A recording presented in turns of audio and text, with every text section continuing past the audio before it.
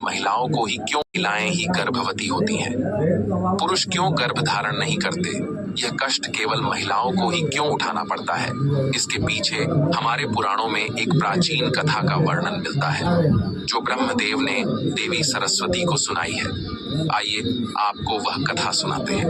एक बार देवर्षि नारद भगवान श्री कृष्ण से पूछते हैं, हे प्रभु, केवल स्त्रियां ही गर्भ धारण क्यों करती है? पुरुष क्यों गर्भ धारण नहीं करते? ब्रह्मदेव ने ऐसी रचना क्यों की?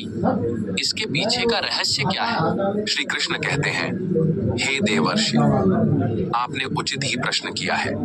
आपके इस प्रश्न का उत्तर प्राचीन काल की एक कथा में है, इसीलिए मैं आपको वह कथा सुनाता हूँ। इस कथा को सुनकर आपको ज्ञात हो जाएगा कि केवल स्त्री ही क्यों गर्भवती होती है और पुरुष क्यों नहीं।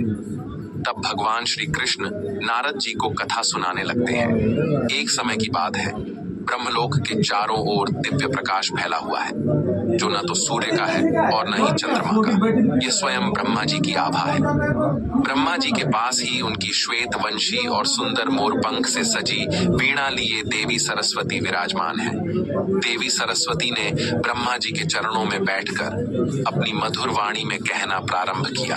हे स्वामी, इस सृष्टि की संरचना में आपने अनगिनत अद्भुत कृतियां रची हैं।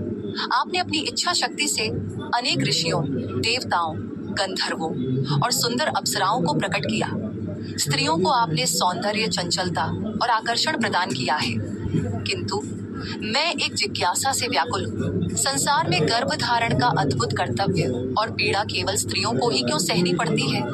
ये विशेषाधिकार और ये कष्ट केवल स्त्रियों के लिए ही क्यों निर्धारित हुआ? ब्रह्मा जी, जो अपनी चारों दिशाओं में देख रहे थे, उनकी बात सुनकर हल्के से मुस्कुराए। उनके मुख पर एक गूढ़ रहस्य की आभा झलकने लगी। उन्होंने अपना आसन थोड़ा समायोजित करते हुए कहा, हे देवी, आपने आज एक अत्यंत महत्वपूर्ण प्रश्न किया है। इस प्रश्न का उत्तर केवल एक कथा के माध्यम से ही समझाया जा सकता है। ये कथा इतनी प्राचीन है कि इसका उल्लेख स्वयं सृष्टि के आरंभ में हुआ था। इसे सुनने से न केवल आपकी जिज्ञासा शांत होगी, बल्कि इसे सुनने वाली स्त्री को गुणवान और रूपवान संतान का आशीर्वाद भी मिलेगा। जो भी स्त्री इस कथा को ध्यानपूर्वक सुनती है, उसे निश्चित ही गुणवान पुत्र रत्न की प्राप्त होगी। देवी सरस्वती ने ब्रह्मा जी के मुखमंडल पर दृष्टि डाली और बड़े आदर से कहा, हे प्रभु, मैं इस कथा को सुनने के लिए अत्यंत उत्सुक हूँ। कृपया मुझे यह कथा सुनाइए। ब्रह्मा जी ने अपना ध्यान कुछ क्षण के लिए ब्रह्मलोक के दिव्य प्रकाश में केंद्रित किया।